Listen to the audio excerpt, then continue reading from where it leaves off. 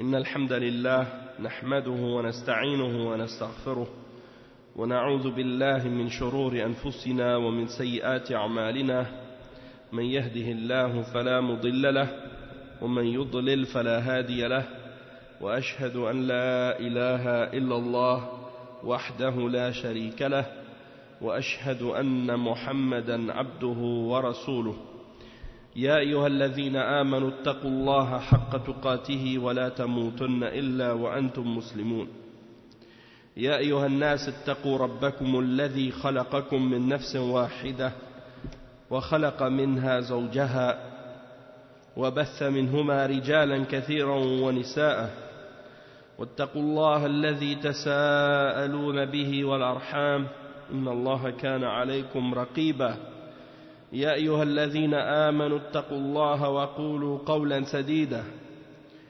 يصلح لكم أعمالكم ويغفر لكم ذنوبكم ومن يطع الله ورسوله فقد فاز فوزا عظيما أما بعد إن خير الكلام كلام الله وخير الهدي هدي محمد صلى الله عليه وسلم وإن شر الأمور محدثاتها وكل محدثة بدعة وكل بدعة ضلالة وكل ضلالة في النار أما بعد.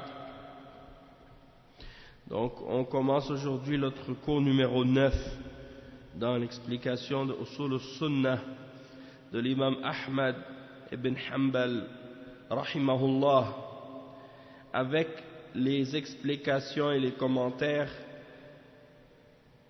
de Cheikh Ahmed al-Najmi rahimahullah.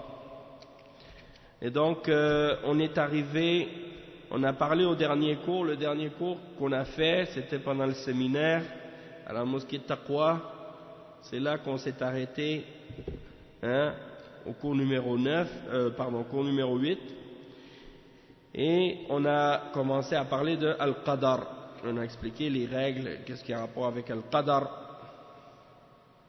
et là maintenant on est arrivé à une autre partie. Et ça, c'est la suite en fait de ce qu'on a lu au dernier cours par rapport aux questions de Qadar. Et je suis en train de regarder en même temps parce que j'ai ramené le sharh de Cheikh Zayd, rahimahullah. Et il y a aussi un autre sharh, en fait, c'est des fawaid qui ont été tirés des durus de Cheikh Ubayd al-Jabiri dans son sharh de Al-Usul al-Sunnah aussi. Donc des fois il y a des fawaid, peut-être que on ne les trouve pas dans le sharh de Cheikh Ahmed al-Najmi, donc on peut les rajouter dans les paroles de Cheikh Cheikh Ubayd, ou bien les fawaid qui ont été tirés de ses élèves. Donc on va lire ensemble qu'est-ce qui est écrit au sujet du cours d'aujourd'hui, c'est At-taslimu lima ja'a fil kitab wa sunnah, c'est-à-dire de se soumettre à ce qui est venu dans le livre et dans la sunna. Et le cheikh il dit qawluhu mithlu hadith as-sadiq al-masduq wa mithlu ma kana wa mithlu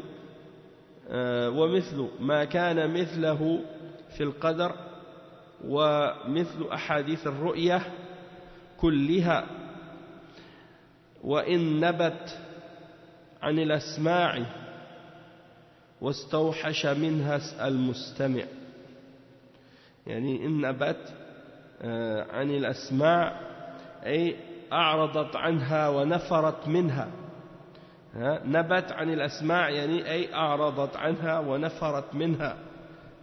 يقول انظر المعجم الوسيط مادة نبأ.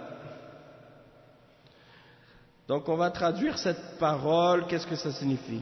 Il dit ici ensuite l'imam Ahmad il continue après avoir mentionné qu'est-ce qu'il a expliqué au dernier cours. On a parlé du qadar et qu'il faut se soumettre au texte, même si ton esprit et ton intelligence n'arrivent pas à comprendre la signification du hadith, tu dois te soumettre à qu'est-ce que le messager d'Allah sallallahu alayhi wa sallam a mentionné, et savoir que même si ton intelligence ou ton intellect n'arrive pas à l'atteindre ou à cerner la signification, il faut que tu saches que yani, sa signification elle est vraie, elle est réelle, et que tu te soumettes à sa signification, même si tu ne comprends pas, il y a d'autres que toi qui ont compris.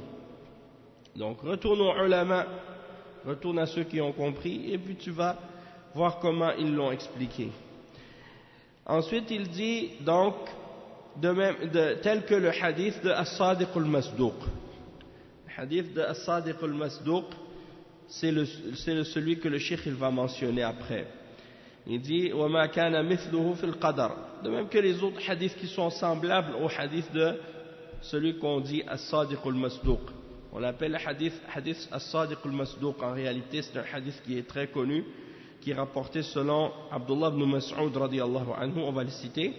Donc il y a plusieurs hadiths sur le qadar, et des fois les gens, quand ils commencent à étudier ou à entendre des choses sur le qadar, il y en a qui ont une faiblesse de compréhension dans ces questions-là, et donc ils se posent plein de wiswas, plein de choses comme ça, parce qu'ils ne se soumettent pas aux textes tels qu'ils sont révélés, et ils commencent à essayer de poser des questions qui dépassent leur intelligence, comme pourquoi Allah subhanahu wa ta'ala il a prédestiné ça, et pourquoi il a dit ça, ou pourquoi ci et pourquoi ça, et comment Allah subhanahu wa ta'ala est. Non, ces choses-là, comme l'imam Ahmed l'a dit, on n'a pas le droit de demander ce genre de questions-là, hein? Qu'est-ce qu'on doit faire, c'est de se soumettre. Et donc il dit, de même que les hadiths qui ont rapport avec ar-ru'ya, c'est-à-dire qu'on va voir Allah subhanahu wa ta'ala au jour de la résurrection. On va voir Allah subhanahu wa ta'ala au jour de la résurrection. Et dans le paradis, les croyants vont voir Allah subhanahu wa ta'ala. De même que d'autres hadiths, il dit même si il y a des gens qui n'aiment pas entendre ces hadiths-là, hein, même si ces hadiths-là, les gens ils sont surpris de les entendre ou choqués de les entendre, il dit même si les gens s'enfuient de ces hadiths ou bien ils se détournent de ce genre de hadiths, il faut qu'ils se soumettent à ce qui a été révélé et mentionné dans les hadiths. Et donc le cheikh Ahmed al-Najmi il dit وقوله مثل حديث الصادق المصدوق أي حديث ابن مسعود رضي الله عنه حدثنا رسول الله صلى الله عليه وسلم وهو الصادق المصدوق إن العبد يجمع خلقه في بطن أمه 40 يوما نطفة ثم يكون علقة مثل ذلك ثم يكون مضغة مثل ذلك ثم يرسل إليه الملك فينفخ فيه الروح فيكتب رزقه وعمله وأجله وشقي أو سعيد. Ça c'est le hadith. Le hadith est rapporté par Al-Bukhari et Muslim. C'est le hadith qu'on dit, on l'appelle souvent hadith As-Sadiq al-Masduq. C'est-à-dire As-Sadiq, celui qui est véridique, Al-Masduq, celui à qui on fait confiance, celui à qui on a confiance. Et le hadith est rapporté par Abdullah ibn Mas'ud. Son nom c'est Abu Abdurrahman. Abdullah ibn Mas'ud al-Hudhali. Il fait partie des premiers parmi ceux qui ont cru à l'islam. Il a fait la hijra al-Oula. Il a fait la première hijra vers Al-Habasha en Éthiopie. Et il a de nombreux mérites parmi les Sahaba. Et lorsque c'était le khilafa de Omar ibn al-Khattab radiyallahu anhu, Omar ibn al-Khattab l'a désigné comme amir de la ville de Koufa. Il est mort en l'an 32 de la Hijra. Et il était parmi les grands, parmi les Sahaba, parmi les ulama, et parmi ceux qui connaissaient le mieux le Coran. Et donc, Abdullah ibn Mas'ud, il dit que le messager d'Allah sallallahu alayhi wa sallam nous a dit que la création le serviteur, sa création se rassemble dans le ventre de sa mère pendant 40 jours sous la forme d'une nutfa. Puis il va être une alaqa. Il va être une alaqa pendant un nombre égal de jours, c'est-à-dire pendant 40 jours. Puis il sera une mudra pendant 40 jours. Et al-nutfa, les ulama ils disent c'est comme un caillot de sang, puis après une alaqa, quelque chose qui s'accroche, puis al-mudra, hein, c'est comme comment ils expliquent, quelque chose qui est comme oui, comme quelque chose qui a été mâché, hein, et après il dit wa yursalu ilayhi al-malak, on envoie l'ange, hein, par la suite vers, hein, le fœtus, et l'âme est soufflée. L'âme de ce fœtus est soufflée par l'ange, hein, donc il devient en vie. Après 40, 3 fois 40, ça fait 120. Hein? Après 120 jours, ça devient un être vivant. Après 120 jours, ça devient un vivant. C'est pour ça que les ulama, ils disent souvent que après le 120e jour, si par exemple une femme elle fait un avortement, ou si quelqu'un cause qu'elle perd son bébé, hein, en la frappant ou quelque chose comme ça, il doit payer le prix d'une vie, hein, du fœtus. Et après ces 120 jours, l'ange il souffle l'âme dans ce fœtus, et on écrit son risque, c'est-à-dire sa subsistance, son action, qu'est-ce qu'il va faire, et son terme, quand est-ce qu'il va mourir, et on écrit également est-ce qu'il sera heureux ou malheureux. Et ça c'est rapporté, comme on a dit, par Al-Bukhari et Muslim. Et il dit le cheikh ثم إن القدر قد كتب في اللوح المحفوظ. Donc la prédestination, elle a été écrite dans la table préservée. كما في الحديث السابق أول ما خلق الله القلم فقال له اكتب فجرى في تلك الساعة بما هو كائن إلى يوم القيامة. Et donc il dit que Allah subhanahu wa ta'ala, comme on l'a mentionné dans le hadith, il dit la première fois, lorsque Allah subhanahu wa ta'ala la première chose que Allah subhanahu wa ta'ala a créée, c'est la plume, et il a dit à la plume écris, et elle a écrit tout ce qui se produit jusqu'à au jour de la résurrection. Elle a écrit tout ce qui va se produire jusqu'à la résurrection. C'est rapporté par Al-Bukhari et At-Tirmidhi, c'est rapporté par Abu Daoud et At-Tirmidhi selon Ubadah ibn Samit, c'est authentifié par Sheikh Al-Albani dans Sahih Al-Jami'. Et il y a un autre hadith qui mentionne également que tout ce qui a été écrit, tout ce qui va se produire a été écrit par Allah subhanahu wa ta'ala 50 000 ans avant la création des cieux et de la terre. 50 000 ans avant la création des cieux et de la terre, il dit wa kana arshuhu 'ala al-ma', et son trône était sur l'eau. Naam, on a cité ce hadith-là au dernier coup. On a mentionné au dernier coup les règles qui ont rapport avec la foi en Al-Qadar, et on a mentionné qu'il y a 4 points, et on va juste les répéter juste pour que ça soit plus frais à notre esprit.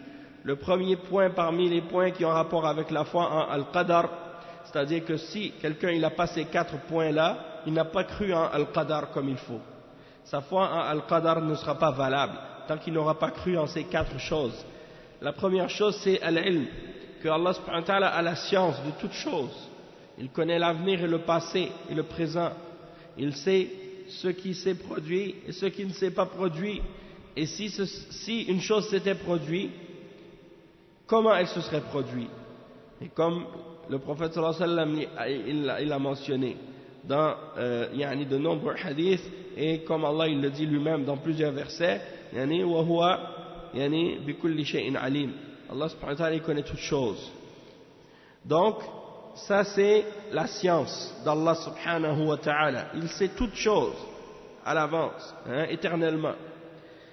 Deuxième chose, parmi les choses fondamentales qu'il faut croire pour avoir une foi correcte en Al-Qadar, il faut croire qu'il y a Al-Kitaba, c'est-à-dire que Allah subhanahu wa ta'ala a tout écrit. Tout ce qui va se produire jusqu'à la fin des temps, ça a été déjà écrit, 50 000 ans avant la création des cieux et de la terre. Allah subhanahu wa ta'ala, il le mentionne même dans plusieurs versets dans le Coran. Inna dhalika fi kitab. وما أصابكم من مصيبة في الأرض ولا في أنفسكم إلا في كتاب من قبل أن نبرأها إن ذلك على الله يسير لكي لا تأسى على ما فاتكم ولا تفرحوا بما أتاكم. Hein? Pourquoi? Pour pas que tu sois triste, ou tu sois déçu, ou tu désespères pour quelque chose que tu n'as pas eu, ou bien que tu te réjouisses pas trop non plus exagérément pour qu'est-ce qu'il t'a donné. Hein? Donc ça c'est des exemples par rapport à la foi en Al-Qadar. لكي لا تأسوا أنا ماذا قلت؟ عفوا أنا ممكن أخطأت. نعم لكي لا تأسوا على ما فاتكم ولا تفرحوا بما آتاكم. إذا أخطأت صححني لا تستحي. بارك الله فيك. Si je me trompe, tu dois me corriger. Hein, si vous m'entendez que je dis quelque chose qui n'est pas correct, des fois ça se peut que je sois un peu distrait quelquefois, puis si vous voyez que je dis quelque chose d'incorrect, vous devez me corriger. Hein? Après, le cheikh il dit, naam. Ah, ok. Le cheikh il dit, donc on a dit, la deuxième chose c'est al-kitab. La troisième chose, on a dit al-mashi'a. La troisième chose qui fait partie des fondements ou des bases pour croire correctement en al-qadar, c'est al-mashi'a. C'est-à-dire que tout ce qui se produit dans l'univers, c'est par la volonté d'Allah. Il n'y a rien qui sort de la volonté d'Allah, et tout ce qui se produit, que ce soit bien ou mal, ou qu'est-ce qui nous paraît comme étant bien, ou qu'est-ce qui nous paraît comme étant mal, c'est par la volonté d'Allah que ça se produit seulement. Il n'y a rien qui sort de la volonté d'Allah subhanahu wa ta'ala, que ce soit la foi ou la mécréance, le shirk ou al-tawhid, ou al-iman ou al-kufr, ou bien les péchés et les désobéissances, ou bien les tremblements de terre et les ouragans et les tornades, les raz-de-marée, les tsunamis, peu importe qu'est-ce qui se passe, les guerres, tout ce qui se passe dans l'univers, sans exception, il n'y a rien qui sort de la volonté d'Allah. Même quand il y a une pluie, s'il y a une goutte d'eau qui tombe, c'est par la volonté d'Allah. S'il y a une feuille qui tombe d'un arbre, c'est par la volonté d'Allah et par sa puissance. Il n'y a rien qui sort de ça. Allah subhanahu wa ta'ala contrôle chaque atome dans cet univers, et il n'y en a pas un de ces atomes qui peut avancer, bouger ou rester immobile, excepté par la permission et la volonté d'Allah subhanahu wa ta'ala. Mais en même temps aussi, il faut comprendre, il faut savoir que Allah subhanahu wa ta'ala, il permet à des choses de se produire dans sa création, même s'il ne les aime pas. Hein? Même s'il ne les aime pas, par sa sagesse. Par sa sagesse, il a voulu qu'il y ait des choses qui se produisent dans sa création qu'il n'aime pas. Et la raison pourquoi il permet à ces choses d'exister, c'est pour une sagesse, c'est-à-dire pour un grand bien. Peut-être que certaines personnes peuvent le connaître, certaines personnes peuvent l'ignorer, c'est-à-dire ignorer la sagesse, mais, alhamdulillah, il y a toujours quelque chose derrière qui est bon, derrière ce que Allah subhanahu wa ta'ala a voulu et prédestiné. Et en même temps, Allah subhanahu wa ta'ala, il nous fait connaître ce qu'il aime et ce qu'il n'aime pas par sa révélation. Par sa révélation, il nous fait savoir ce qu'il aime et il nous fait savoir ce qu'il n'aime pas. Le cheikh il dit ensuite, wa alaykum salam wa rahmatullah. Donc le frère, le cheikh il mentionne le quatrième point aussi, comme on l'a lu au dernier cours, le quatrième point parmi les points qui ont rapport avec le qadar, c'est la question de al-khalq, la création. C'est-à-dire que tout ce qui existe, c'est créé par Allah, il n'y a pas plusieurs créateurs. Il n'y a pas un créateur du bien puis un créateur du mal, comme chez les Majus par exemple, ou bien comme certaines personnes qui s'imaginent que chaque personne crée lui-même son avenir, ou crée lui-même qu'est-ce qui lui arrive, et qu'il n'y a personne qui a prédestiné quoi que ce soit, comme ceux qui nient la prédestination, ceux qui nient le qadar. Non, c'est Allah subhanahu wa ta'ala qui a tout créé, et que ce soit bien et que ce soit mal. Donc ça c'est les 4 points: al-ilm, al-kitaba, al-mashi'a, wal-khalq. C'est les 4 choses. Ensuite le cheikh dit: Wallahu subhanahu wa ta'ala yaqul inna kulla shay'in khalaqnahu biqadar faqad kataba Allahu fi al-lawh al-mahfuz maqadir kulli shay' qabla an yakhluqa as-samawati wal-ard hatta al-'ajz wal-kays wa ma ila dhalik fayajibu alayna an nu'mina bidhalik. Donc le cheikh il dit que Allah subhanahu wa ta'ala il mentionne dans sourate Al-Qamar le verset 49, et Allah subhanahu wa ta'ala il dit: et nous avons créé certes chaque chose dans une juste mesure, nous avons créé chaque chose dans une juste mesure, c'est-à-dire biqadar. Et Allah subhanahu wa ta'ala il a écrit dans la table préservée, c'est-à-dire la table sur laquelle il a écrit toute la prédestination et tout ce qu'il va y avoir jusqu'à la fin des temps. Il a écrit toute la destinée de chaque chose avant d'avoir créé les cieux et la terre. Même al-ajzu wal-kays. Et al-ajzu ma ma'na huwa tarku ma yajibu fi'luhu bit-taswif wa huwa 'amun fi umur ad-dunya wad-din. Wal-kays هو النشاط والحذق بالأمور. نعم. يعني le cheikh il explique que tout a été écrit par Allah subhanahu wa ta'ala 50 000 ans avant la création des cieux et de la terre. Même al-ajz wal-kays. Al-ajz c'est le fait de délaisser quelque chose par paresse ou par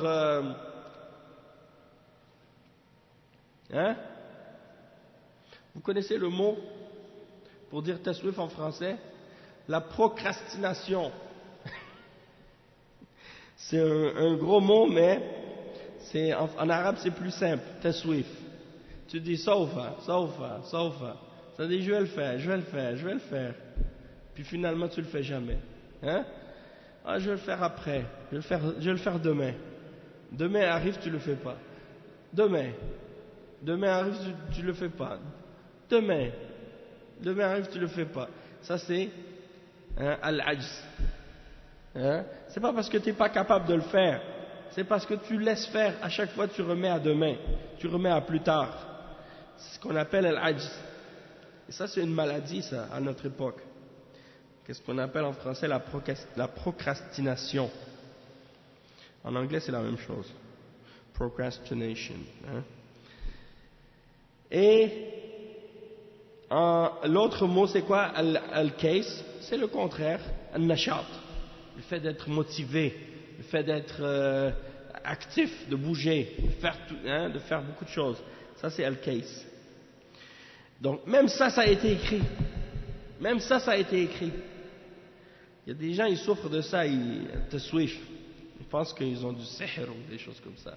Non, c'est toi qui es paresseux, c'est tout. C'est pas du sihr. Il faut juste que tu te prennes en main puis que tu travailles. Tu dis a'udhu billah et puis tu dis a'udhu billah minash shaitanir rajim, mais tu travailles. Al-ajzu wal-kays, on l'a dit. Wa ma ila dhalik, ainsi de suite. Il y a un hadith là-dessus.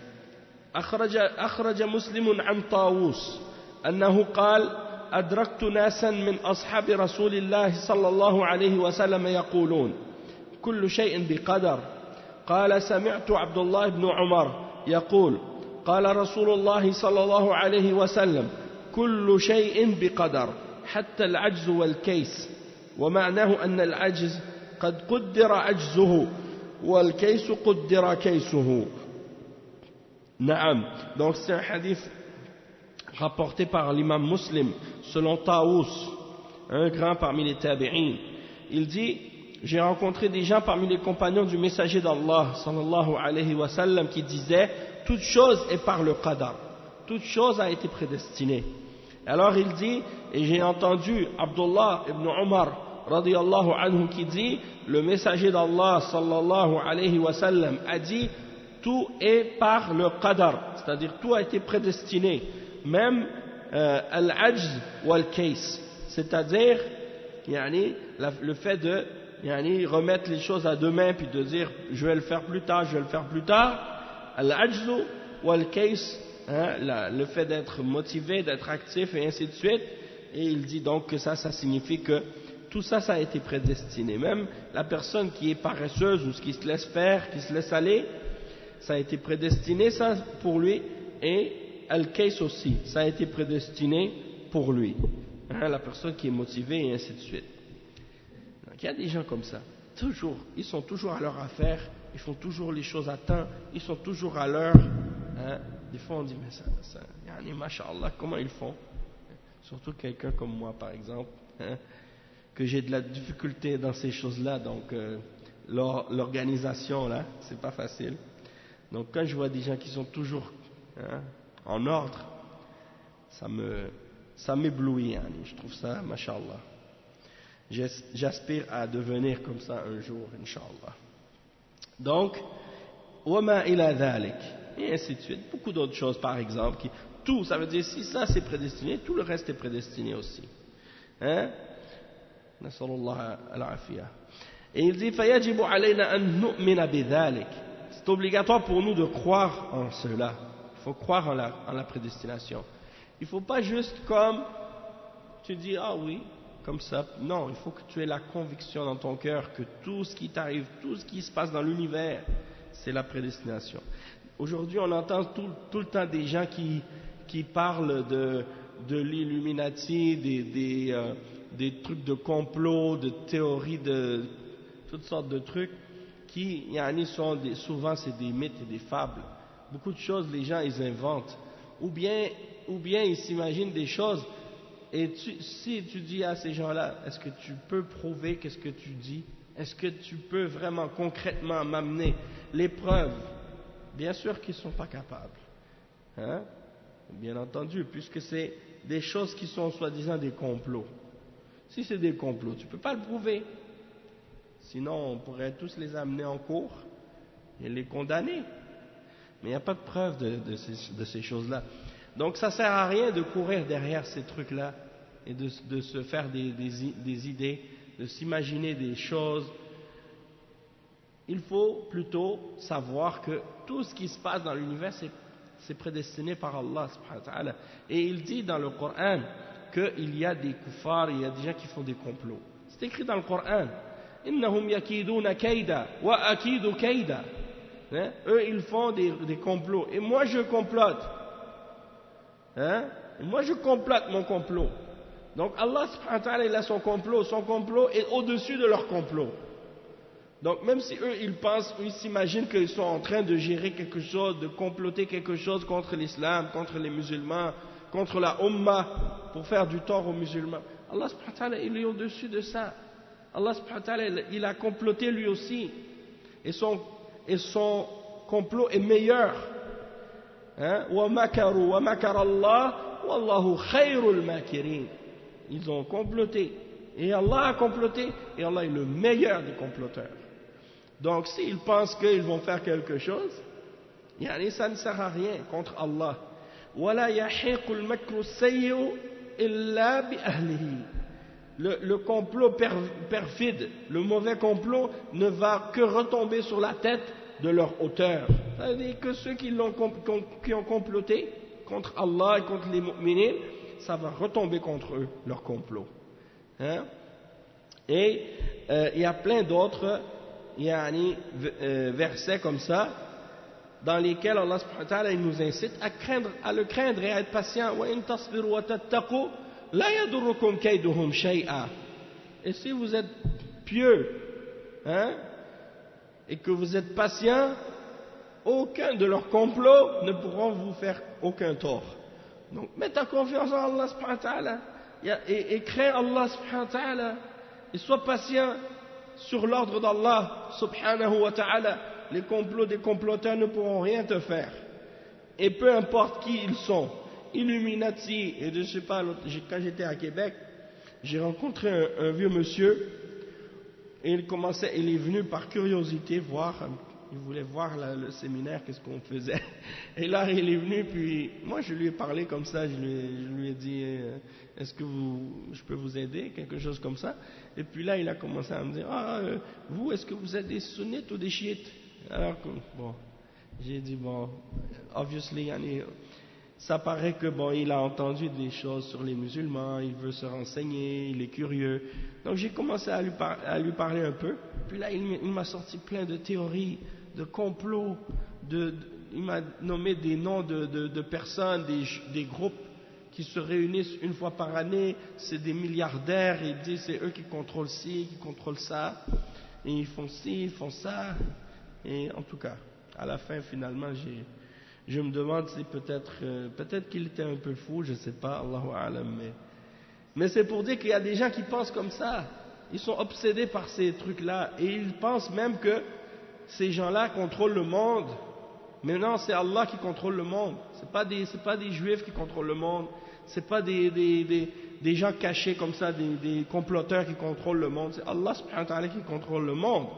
Et eux, ils peuvent bien essayer de faire du tort aux musulmans, mais comme quand on fait ce que Allah nous ordonne de faire et qu'on est patient sur l'ordre d'Allah, qu'on se réunit autour de la vérité, qu'on s'accroche à la sunna, qu'on suit la compréhension des pieux prédécesseurs, qu'on s'accroche et qu'on reste ferme autour de nos dirigeants, il n'y a aucun de leurs complots qui peut nous faire quoi que ce soit. S'ils réussissent à faire quelque chose contre les musulmans, c'est parce qu'on a désobéi à Allah, c'est parce qu'on n'a pas respecté l'ordre d'Allah. Donc il faut revenir à la sunna du prophète sallallahu alayhi wa sallam, à la voix de ses sahaba. Regardez eux, est-ce qu'ils s'inquiétaient de quoi que ce soit des complots des kuffars? Non, ils faisaient ce que Allah ordonne et ils suivaient le chemin d'Allah subhanahu wa ta'ala. Allah subhanahu wa ta'ala leur a ouvert la dunya, il leur a donné tout. Donc c'est ça qu'il faut regarder. Et le cheikh il dit ensuite, il dit وَقَدْ وَرَدَ أَنَّ الْمَلَائِكَةَ الْكِرَامَ الْكَاتِبِينَ يكونون مع العباد يكتبون كل شيء منهم ثم يعرجون إلى السماء وينظرون في اللوح المحفوظ فيجدون ما كتبوا مطابقا لما كتب عليهم أو لهم في اللوح المحفوظ وتعرض تلك الكتب على الله عز وجل يوم الاثنين ويومه الخميس فيمحو الله عز وجل منها ما لا ثواب فيه ولا عقاب كأنزل الرحل وهات القدح واسقني ماء وما إلى ذلك والله تعالى وقال الله تعالى يمحو الله ما يشاء ويثبت وعنده أم الكتاب. نعم. Donc le cheikh il dit, il a été mentionné que les anges, les nobles anges, les scribes, les anges sont les scribes nobles qui écrivent les œuvres des hommes. Ils écrivent tout ce que les hommes font et tout ce que les hommes disent. Puis ils s'élèvent vers les cieux et ils regardent dans l'Lawh al-Mahfouz et ils trouvent ce qui a été écrit en accord avec ce qu'ils ont écrit pour ou contre les serviteurs dans le Lawh al-Mahfouz. Puis on présente ces livres à Allah le lundi et le jeudi. Et Allah subhanahu wa ta'ala, il efface ce qui n'a ni punition ni récompense dedans. Parmi les paroles qui font partie des paroles qui sont neutres ou qui font pas partie des choses importantes, comme par exemple descends de telle chose, ou bien donne le contenant ou le chaudron, ou bien donne-moi de l'eau, ou des choses comme ça. Ça c'est les paroles qu'on se dit tous les jours, ça n'a pas vraiment une importance. C'est pas quelque chose que Allah il va te punir pour avoir dit ça, ou il va te récompenser pour avoir dit ça. C'est des paroles de la dunya, des paroles neutres. Il n'y a pas de punition ou de récompense derrière. Alors, la preuve de ça, il mentionne le verset 39 dans Surat Ar-Ra'd, dans lequel Allah subhanahu wa ta'ala dit que Allah efface ce qu'il veut et il confirme ce qu'il veut, il garde ce qu'il veut. Et le livre mère est auprès de lui. Le livre mère est auprès de lui. Et donc, le cheikh il mentionne ensuite, il dit وهذا يسمى التقدير الأزلي ثم التقدير العمري وهو الذي في حديث ابن مسعود المتقدم وبعد ذلك التقدير الحولي وهو الذي يكون في ليلة القدر ثم تكتب الملائكة ما يجري في هذا الحول على العباد أو منهم وهو يعد تنفيذا لما في التقدير الأزلي ثم التقدير اليومي وهو الذي يحصل من العباد في يومهم ذلك فتكتبه الملائكة وهو أيضا يعد تنفيذا للتقدير الأزلي.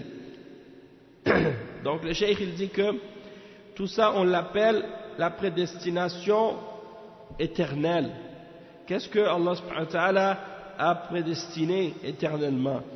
Puis il y a la prédestination de la vie, pendant la vie, par rapport à qu'est-ce qu'il y a de la durée de la vie de l'homme.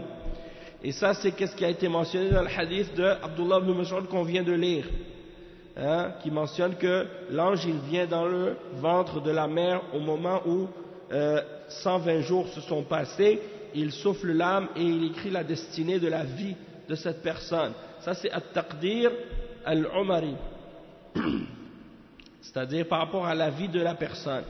Puis ensuite at-taqdir al-hawli, al-hawl c'est une année, donc ça c'est la prédestination qui est écrite ou qui est déterminée pendant la nuit de la prédestinée, la nuit de la destinée, Laylatul Qadr.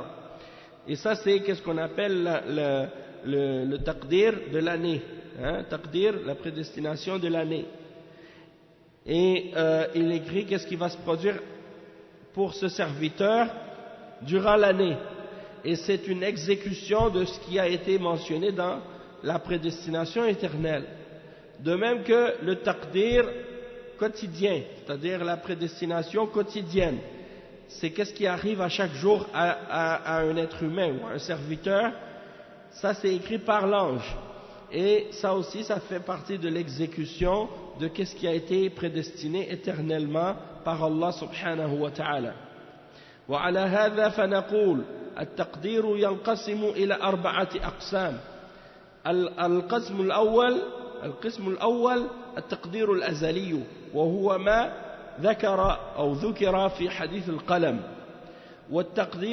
والقسم الثاني التقدير العمري وهو ما ذكر في حديث ابن مسعود رضي الله عنه. والقسم الثالث التقدير الحولي وهو ما يكون في ليلة القدر من كتابة ما سيكون في الحول. والتقدير الرابع القسم الرابع التقدير اليومي وهو ما ثبتته ما تثبته الملائكة على العباد في كتبهم، ما تكتبه. والثلاثة الأخيرة كلها مأخوذة من الأول. ولا يتم إيمان عبد حتى يؤمن بذلك كله إيمانا لا شك فيه. وقد قال النبي صلى الله عليه وسلم في حديث عمر بن الخطاب في قصة مجيء جبريل عليه السلام إلى النبي صلى الله عليه وسلم وتؤمن بالقدر خيره وشره. Donc le cheikh il explique que donc on peut dire que la prédestination se divise en 4 catégories. La prédestination éternelle, qu'est-ce qui est mentionné dans le hadith de la plume, quand Allah a ordonné à la plume d'écrire tout ce qui va arriver jusqu'à la fin des temps. Il y a la prédestination de la vie d'une personne, comme c'est mentionné dans le hadith d'Abdullah ibn Mas'ud. Il y a la prédestination qui est pour une année complète. Et ça, c'est qu'est-ce qui se passe dans la nuit de la destinée. Toute la destinée de cette année-là est écrite. Et la 4e, c'est le taqdir pour la journée. C'est qu'est-ce que les anges écrivent à propos d'un être humain ou d'un serviteur dans son livre. Et les 3 derniers reviennent au premier, c'est-à-dire les 3 derniers, al-taqdir al-umari, pour la vie ou pour l'année ou pour le jour, sont tirés du premier. C'est ça qu'il faut comprendre. Les 3 derniers, que ce soit le taqdir pour l'année, le taqdir pour la vie, le taqdir pour la journée, c'est tiré du premier taqdir al-azali, éternel.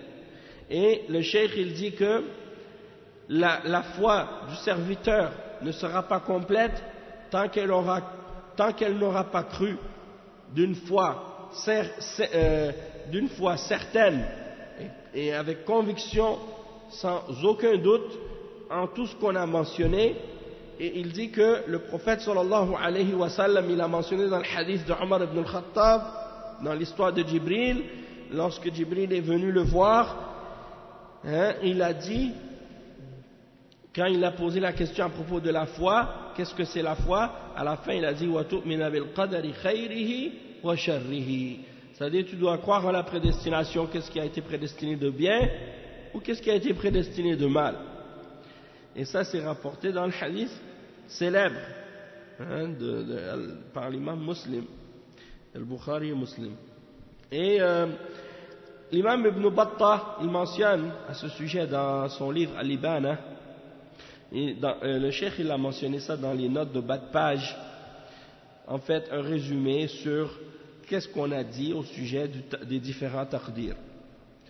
Donc on va juste passer parce que étant donné qu'on a déjà lu quelque chose à ce sujet-là. Naam. Le premier c'est oui, général, éternel. Le deuxième c'est la vie d'une personne, al-umari, naam, la durée de la vie d'une personne. L'autre c'est l'année, pour l'année, et l'autre c'est pour la journée. Naam. Ça fait 4 en tout. Naam. Donc ça c'est des points intéressants à comprendre. Ensuite, qu'est-ce qu'il dit l'imam Ahmad? Il continue dans son livre où il explique sa aqida, qui est la aqida de Ahl Sunnah, la aqida des Salaf, usul al-Sunnah, les fondements de la Sunnah. Il dit al-kalamu fil qadar wa ar-ru'ya, al-kalamu fil qadari wa ar-ru'yati wal Qur'an makruhun wa manhiyun anhu. C'est-à-dire de parler sur le qadar ou sur la ru'ya ou sur le Coran, c'est détestable et c'est interdit. On va voir qu'est-ce que ça veut dire en détail. وإنما عليه الإيمان بها وأن لا يرد منها حرفا واحدا وغيرها من الأحاديث المأثورات عن الثقات وأن لا يخاصم أحدا ولا يناذره ولا يتعلم الجدال فإن الكلام في القدر والرؤية والقرآن وغيرها من السنن مكروه ومنهي عنه لا يكون صاحبه وإن أصاب بكلامه السنة من أهل السنة حتى يدع الجدال ويسلم ويؤمن بالآثار. Donc qu'est-ce qu'il dit l'imam Ahmad? Il dit donc qu'il faut seulement croire en ces textes et ces hadiths, et on ne doit même pas en rejeter une seule lettre, et d'autres également parmi les hadiths qui ont été rapportés de la part des rapporteurs qui sont fiables et dignes de confiance, et on ne doit pas disputer et argumenter avec quiconque ou faire des débats avec lui, ou bien apprendre comment débattre et comment argumenter avec les gens. Parce que de parler à propos du qadar ou de la vue d'Allah subhanahu wa ta'ala dans l'au-delà, ou à propos du Coran ou d'autres parmi les différents aspects de la sunnah, c'est quelque chose qui est détestable, et c'est interdit. Et la personne qui le fait, même si quand il parle il arrive à atteindre la vérité de la sunnah, cette personne-là ne fait pas partie des gens de la sunnah. Il ne fait pas partie de Ahl Sunnah jusqu'à ce qu'il délaisse le fait de débattre et d'argumenter et les disputes et ce genre de débat religieux comme certains le font, jusqu'à ce qu'ils se soumettent au texte et qu'ils croient en qu'est-ce qui a été rapporté dans ces narrations. Maintenant, on va lire l'explication de ça. Qu'est-ce que ça veut dire? Qu'est-ce qu'il dit ici, l'imam Ahmad? Il dit قوله إنما عليه الإيمان بها وأن لا يرد منها حرفا واحدا أي من الأحاديث التي ذكرت فيما يتعلق بالقدر وغيرها. C'est-à-dire, il ne doit pas en rejeter une seule lettre, il doit croire en ces textes, c'est-à-dire tous les hadiths qui parlent de la prédestination ou qui parlent à des choses qui sont reliées à la question de la prédestination et d'autres. وقد نهي عن الجدال في القدر وذلك لأن القدر سر من الأسرار التي اختص الله بها لا يعلم ما فيه إلا الله فلا يجوز لنا الانتقاد ولا الاعتراض ولا الجدال في هذه الأمور لأن الجدال فيها لا يؤدي إلى نتيجة بل ربما تكون نتيجته حصول الشكوك للعبد فيجب أن تعلم أن الواجب عليك أيها العبد ترك المناظرة في القدر والمجادلة فيه ذلك لمصلحتك فإنك إن سمعت الشبه التي يلقيها المبتدع ربما دخل بعضها في قلبك واستقر فيه فتصبح شاكا بعد أن كنت متيقنا وبعد أن كنت مؤمنا فالله الله في نفسك حاول تجنب هذه الأمور لأن هذه مزالق مهلكة أو مهلكة لمن وقع فيها. Donc le cheikh il explique que on a été interdit de faire des débats et des argumentations au sujet du qadar, surtout les débats philosophiques, comme certains aiment les faire, de parler de façon philosophique ou de manière qui implique qu'on parle de ces questions-là sans se référer au texte du Coran et de la Sunna. C'est-à-dire on parle de ces questions juste par rapport à la logique ou par rapport à la philosophie ou par rapport à la raison ou par rapport à la dialectique ou par rapport à qu'est-ce que Aristote ou Platon ou d'autres parmi les mouchriquines de ces philosophes-là ont mentionné dans leur livre de Kufr. Certains ils aiment perdre leur temps à discuter sur des choses qu'ils ne connaissent pas, sur des choses qui font partie du ghaib.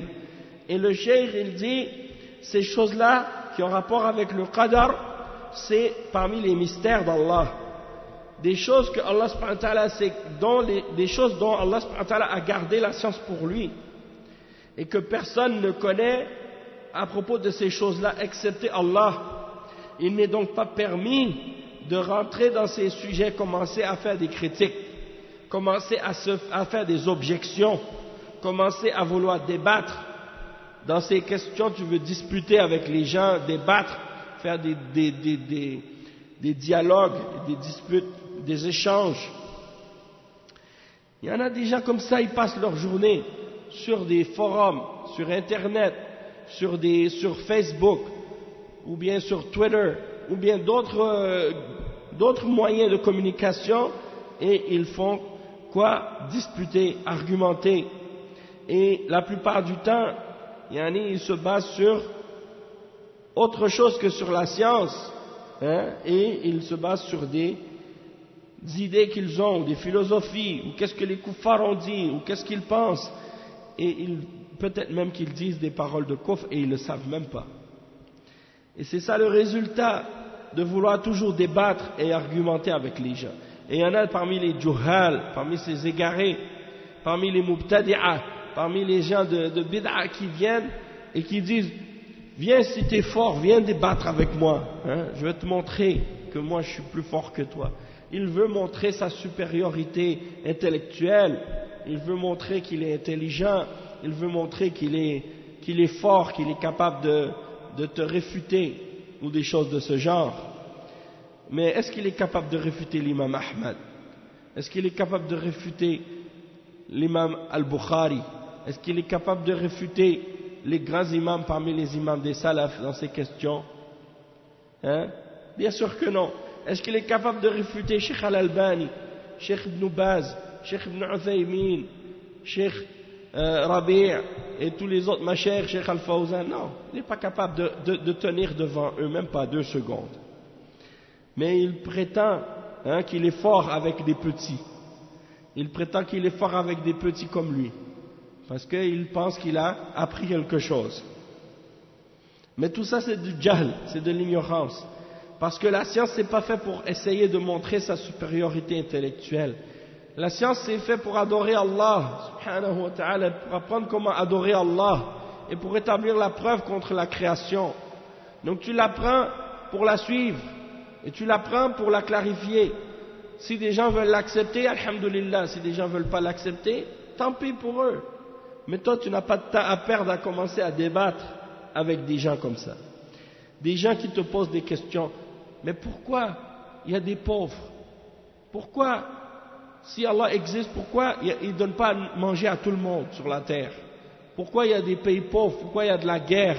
Pourquoi il y a des famines? Pourquoi il y a des ci et ça? Hein? Allah subhanahu wa ta'ala, il a une sagesse dans toutes choses. S'il a voulu qu'il y ait ça, c'est pour une sagesse, pour mettre les hommes à l'épreuve, pour les tester.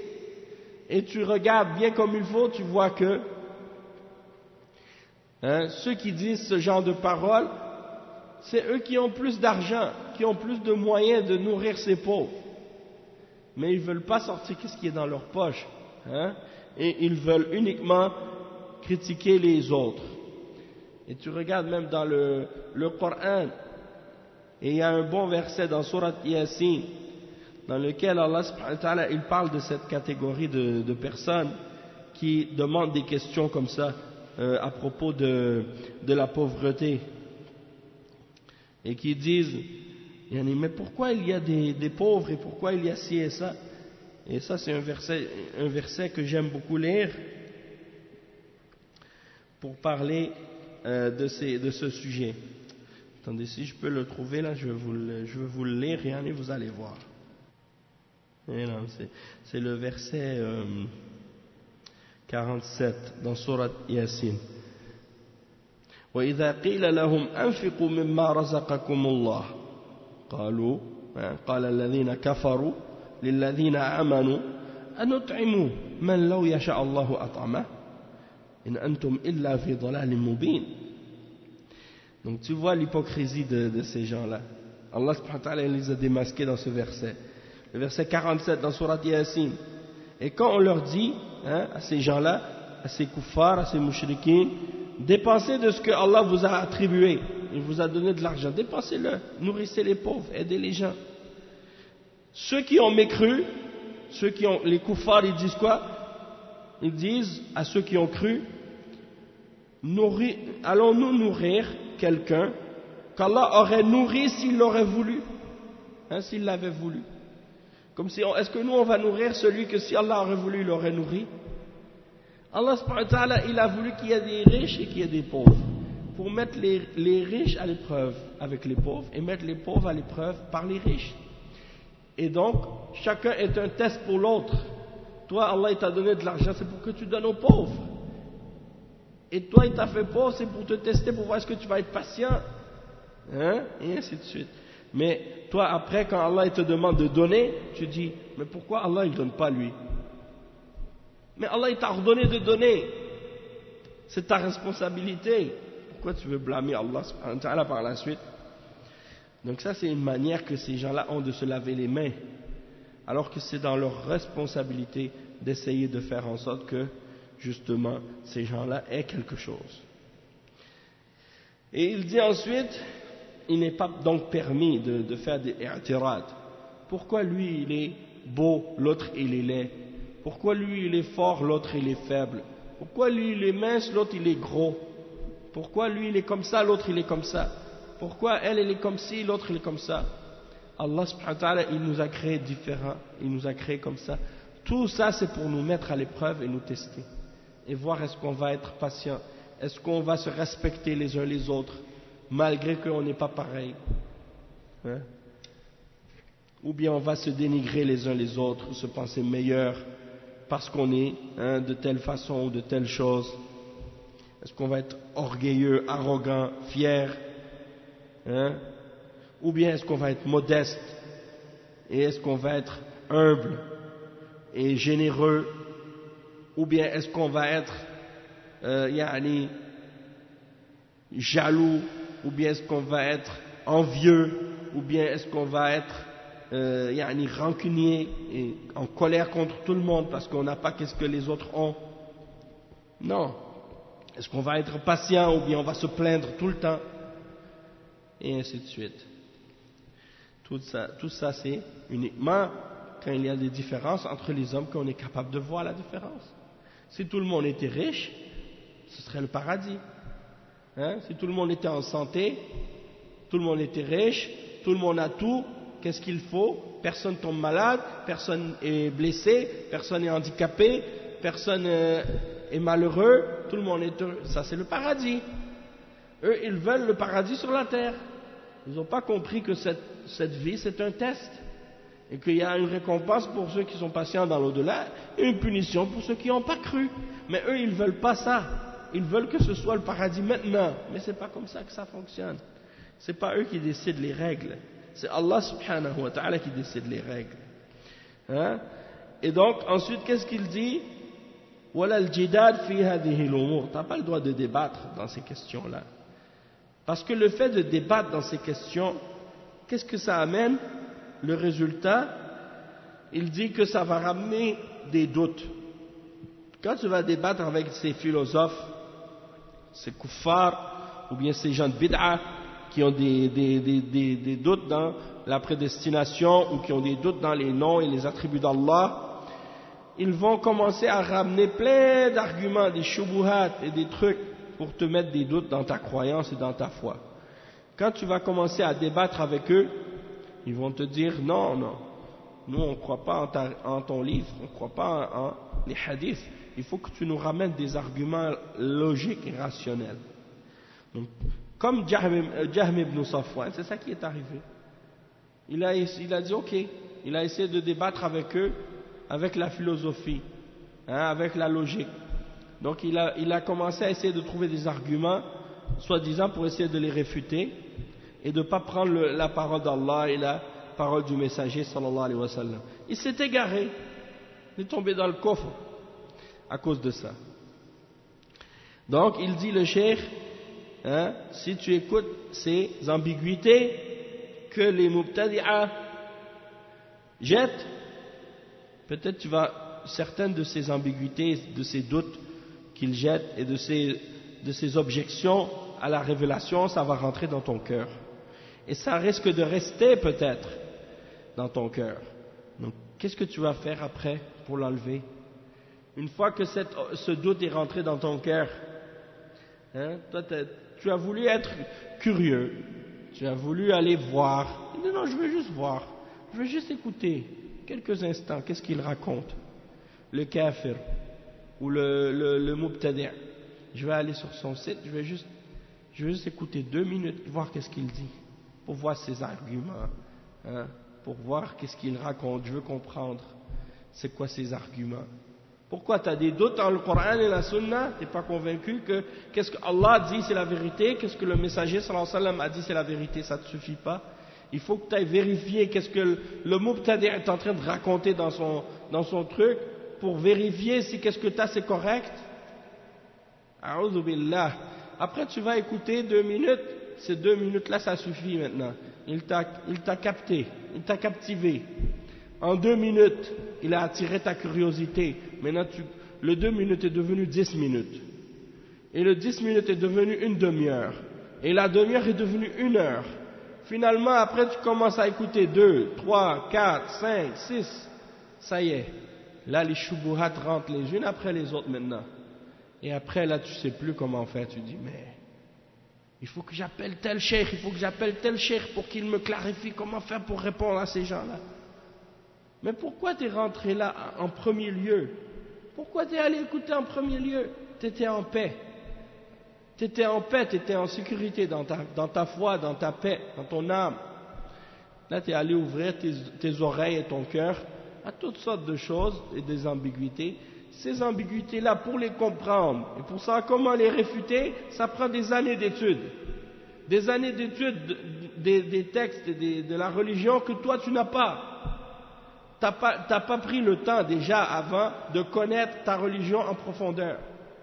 Tu t'es limité à connaître la religion de façon superficielle et tu t'es écarté des ulama, tu n'as pas cherché la science. Maintenant, là tu vas écouter des gens de bid'a qui te jettent des shubuhat, tu es perdu, tu ne sais plus comment répondre. Là, des réponses, des shubuhat qu'ils te jettent, ça te prend peut-être 20 ans d'études pour être capable de les réfuter. Tu vois que c'est une phrase, le gars il te dit une phrase, ça te met des doutes ou bien ça vient te bouleverser. Après tu es troublé, tu ne sais plus quoi penser à propos de cette question-là. Pourquoi? Parce que tu ne comprends pas l'islam depuis ses fondements, tu n'as pas les bases de la religion, de la croyance. Donc là tu es troublé maintenant, tu dis mais comment on fait pour répondre à ça? Ça prend du ilm.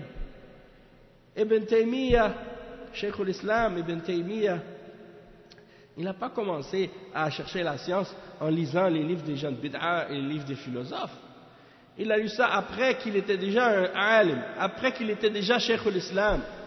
Il a fini d'étudier le fiqh, le aqida, le fiqh, le tafsir, usul, qawa'id, lugha. Il était imam, il était déjà un imam dans la science. Il avait maîtrisé toutes les sciences dans tous les domaines. Il était une référence dans la science dans toutes les questions. Après, il a étudié ces questions-là, ces différentes idéologies, ces différentes sectes, ces différentes philosophies. Il les a étudiées pas pour chercher une guidance, il les a étudiées pour les réfuter. Contrairement à Al-Ghazali. Al-Ghazali, c'était un homme troublé, un homme plein de doutes. Il cherchait quelque chose pour s'accrocher. Il est allé chez les philosophes, il est allé chez les soufis, il est allé chez les gens de Kalam. Il cherchait quelque chose. Il était pas stable dans sa croyance, dans sa compréhension de l'islam. Cheikh l'Islam Ibn Taymiyyah, c'est le contraire. Cheikh l'Islam Ibn Taymiyyah était déjà établi ferme dans sa science et dans sa foi et dans sa croyance sur la voie des salafs.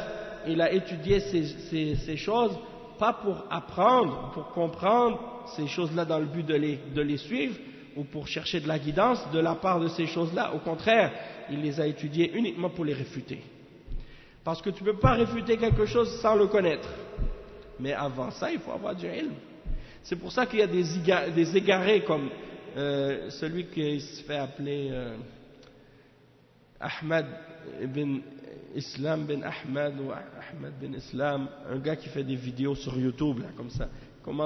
C'est un des copains de Bajrafil et compagnie. Eh bien, subhanallah, il parle, il dit, nous on n'a pas peur. On peut discuter, on peut lire vos livres, on peut faire ci et ça. Pourquoi vous avez peur? Ce n'est pas une question de peur, c'est une question de ilm. Si tu n'as pas le niveau pour être capable de réfuter des gens, pour être capable de comprendre l'égarement qu'il y a dans leurs propos, rentre pas dans ces choses-là. Apprends tes bases, apprends ta religion comme il faut.